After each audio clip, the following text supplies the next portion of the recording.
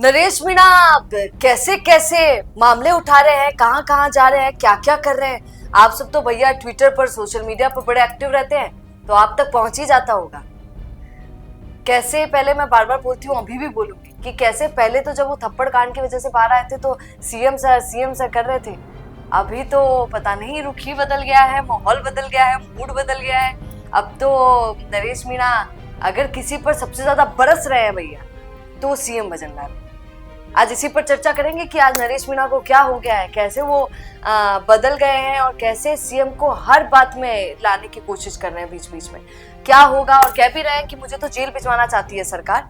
तो क्या सच में भिजवाना चाहती है, क्या सच में भिजवा देगी, उसके बावजूद भी आप इतना बोल रहे हैं, बड़ी बात है। इसमें तो हिम्मत होनी चाहिए। आइए इसी पर थोड़ी चर्चा करते हैं। हमारे साथ को एंकर अंकिता है। अंकिता बोलिए। जी सोनिया, देखिए जिस मुद्दे पर हम बात कर रहे हैं वो मुद्दा यही है कि आपने बिल्कुल सही कहा कि जब सम्राट थप्पड़ कांड के बाद वो जेल से बाहर आए थे तो सीएम साहब को उन्होंने एक डिफेंड कर लिया था, क्योंकि जनता का परसेप्शन बन गया था कि सीएम भजनलाल की वजह से नरेश मीणा आज यहाँ पर हैं। लेकिन उन्होंने सब कुछ क्लियर कर दिया कि नहीं, अगर मेरी किसी ने सहायता की है तो वो सीएम भजनलाल ही है।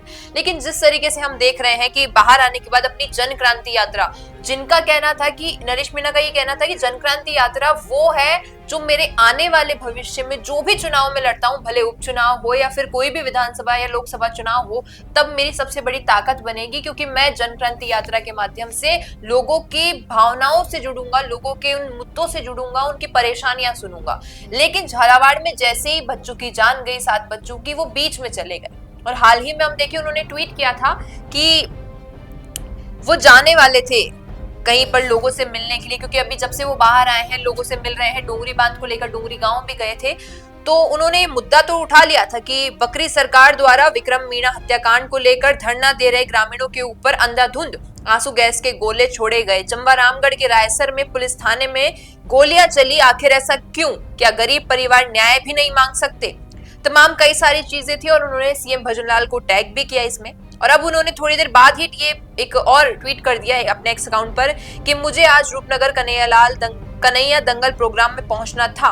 वो किसी प्रोग्राम में जा रहे थे, लेकिन मैं रूपनगर वालों से माफी मांगता हूं। मैं आधे रास्ते से वापस जमवा रामगढ़ जा रहा हूं, जहां पर विक्रम मीणा की लाश लेकर धरना दे रहे लोगों पर अब भी पुलिस द्वारा फायरिंग की जा रही है। मैं सीधा जमवा रामगढ़ पहुंच रहा हूं। मतलब कि वो मुद्दे वो उठा रहे हैं जिनसे वो जनता से जुड़ सके और जिनसे वो सरकार को टारगेट कर सके। अब देखिए, जब उनसे पूछा जाता है कि आप किसके साथ जुड़ना चाहेंगे तो वो कांग्रेस और बीजेपी दोनों के लिए मना कर देते हैं। लेकिन हाल ही में वीडियो आया जब वो कह रहे हैं कांग्रेस के एमएलए और एमपीज को कि भाई आप जुड़ो, डूंगरी बांध के इस प्रकरण से जुड़ो, इन लोगों का सुनो, क्योंकि अगर अगले चुनाव में आप आते हैं वोट मांगने के लिए तो तब ये लोग याद रखेंगे कि कौन नेता हमारे साथ आया था। इसलिए उन नेताओं से विनम्र निवेदन है, आप लोग जुड़िए, इन लोगों के मुद्दों को उठाइए, ताकि आगे आपको भविष्य में कभी वोट को लेकर चिंता ना हो। तो इन्होंने कांग्रेस का साथ मांगा और कांग्रेस को एक तरीके से चेतावनी दे दी। और अब जब ये विक्रम मीणा नाम के शख्स की जब लाश लेकर धरना दे रहे लोगों पर प्रशासन इस तरीके से आंसू गैस छोड़ रहा है, गोलियां चल रही है, लाठियां चल रही है, तो ये डिफेंड करने वहां भी पहुंच गए। इससे पता चल रहा है कि नरेश मीणा राजनीति में उतरने के लिए उन मुद्दों को उठा रहे हैं जिनसे जनता उनसे जुड़ सके और जो सरकार के विरुद्ध में हो। इसलिए तमाम सारे मुद्दे हम देखे, सम्राट थप्पड़ कांड का, झालावाड़ का, और अब फिर से ये जमवा रामगढ़ का मामला, डोंगरी बांध का मामला हो, तमाम सारे मुद्दे सरकार के विरुद्ध में हैं। और जब सरकार के विरुद्ध में है तो या तो वो कांग्रेस के साथ दिख रहे हैं या फिर अकेले लड़ते दिख रहे हैं, ऐसा है। और अंकिता, भाजपा के साथ अभी तुमने बताया कि कांग्रेस के साथ दिख रहे हैं या फिर खुद अकेले दिख रहे हैं, पर भाजपा के साथ तो वो वैसे भी नहीं जाएंगे। ना ही थप्पड़ कांड के बाद वो बाहर आए थे तब उन्होंने ऐसा कुछ सोचा था, और ना ही अभी उन्होंने ऐसा कुछ सोचा। और थप्पड़ कांड के बाद तो भाजपा का कॉल उनके पास आया भी नहीं था शायद। पर अभी की बात की जाए तो अभी भी भाजपा से उनका इतना कनेक्शन नहीं है, ना ही भाजपा ये चाह रही है कि भैया आप हमारे पास आ जाइए। अभी भाजपा का ऐसा मूड है भी नहीं, पर कांग्रेस का ऐसा बहुत मूड है। और ये बात सच्ची है, उस समय तो शायद कांग्रेस के इतने नेताओं का फोन उनके पास आया भी नहीं था पिछली बारी जब बाहर आए। पर इस बारी जब बाहर आए हैं तो यकीनन ये यकीन मानिए कि कांग्रेस के बहुत बड़े बड़े नेताओं का उनके पास फोन आ रहा है कि भैया आ जाओ, जिस गली से गए थे उसी गली से तुरंत भागते हुए आओ।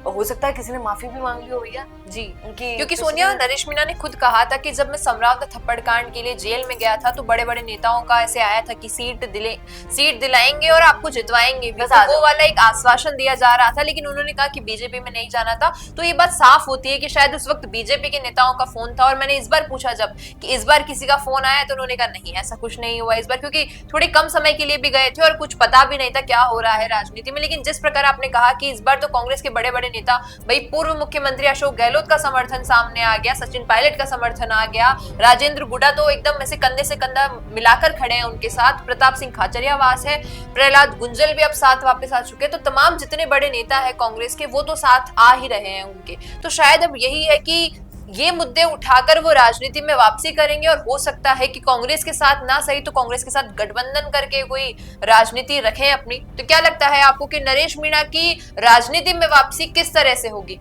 बताइएगा कमेंट में। धन्यवाद। बिजनेस अच्छा हो सकता है, लेकिन अगर नाम नहीं दिखा तो पहचान कैसे बनेगी? अब टेंशन छोड़िए, द फैक्ट इंडिया आपके बिजनेस को देगा वो पहचान जो पूरे राजस्थान में हर किसी तक पहुंचे। न्यूज चैनल पर विज्ञापन, पॉडकास्ट और प्रमोशन के जरिए आप सीधे 5 लाख सब्सक्राइबर और 10 करोड़ से ज्यादा व्यूज तक अपनी पहुंच बना सकते हैं। तो देर किस बात की, आज ही द फैक्ट इंडिया से जुड़िए और अपने बिजनेस को बनाइए हर घर का नाम।